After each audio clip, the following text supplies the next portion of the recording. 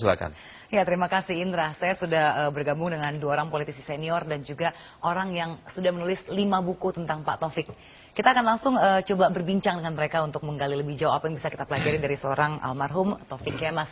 Saya sapa dulu untuk narasumber saya malam ini. Di sebelah kanan saya ada Pak Pandana Baban. Beliau adalah politisi senior dari PDI Perjuangan. Selamat malam, Pak. Selamat malam.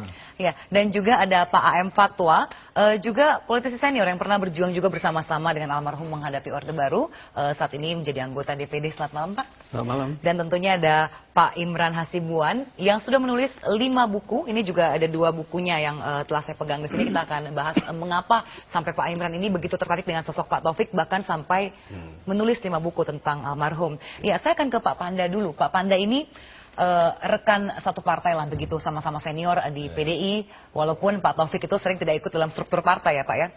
Banyak yang bilang Pak Panda inilah yang memperkenalkan Pak Taufik dengan keluarga Ibu Megawati sampai akhirnya mereka menikah, betul Pak? Enggak juga, kebetulan aja saya dengan saudara Guntur Masto, yang lebih kenal Masto, waktu itu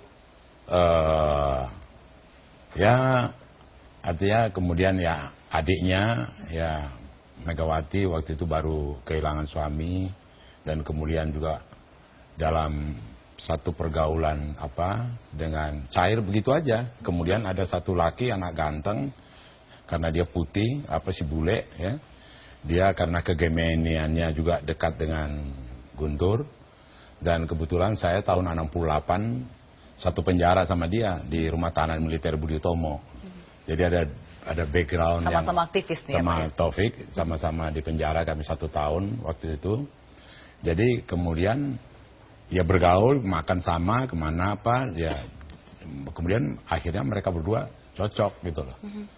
Jadi nggak juga karena itu alamiah aja. Oke, saya nanti akan gali lebih jauh bagaimana awalnya sampai Pak Taufik yang juga memang sudah seorang aktivis ya, nasionalis lah begitu waktu itu, Gerakan Mahasiswa Nasional Indonesia. Tapi waktu dia di penjara tahun 66 di Palembang, itu temannya satu penjara itu cerita dia pun sudah pernah bermimpi mau kawin dengan putrinya Bung Karno. Oh, iya, gitu. Iya, sudah pernah mimpi dia, dan itu ditulis di buku. Waktu itu padahal belum kenal ya dengan belum kenal, Mega, ya? belum. Berarti Pak Panda ini yang memuluskan mimpi dari. Nggak tahu saya pokoknya. Oke, saya akan ke Pak Fatwa. Pak Fatwa, Anda di berbagai media massa sejak almarhum berpulang, Anda juga sempat diwawancarai dan Anda mengatakan ini tokoh yang cair begitu ya Pak. Maksudnya cair itu bagaimana sih? Apa karena Anda di HMI dan dia di GMNI tapi tidak pernah ada bersih tegang, meskipun idealismenya sebenarnya agak berbeda ya Pak ya? Ya, bukti yang paling konkret ya bahwa Pak Taufik jadi anggota kehormatan HMI dan Kahmi, maksud saya Korp Alumni HMI, dan kemudian menjadi penasehat.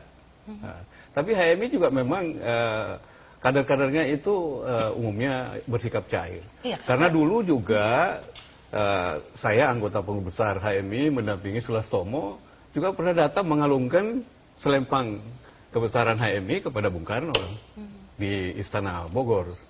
Nah, waktu itu HMI menempuh garis politik kebijakan adaptasi nasional. Nah, di saat HMI sedang gencar-gencarnya diganyang oleh CGMI untuk dibubarkan. Iya, nanti saya akan menanyakan kepada Pak Fatwa, apakah dari dulu Pak Taufik ini orang yang cair seperti ini atau seiring dengan semakin matang berpolitik. Jadi sekarang kan kita terkenalnya Pak Taufik ini sebagai jangkar bagi PDIP ya. Kita akan bahas nanti usai yang satu ini, kita akan segera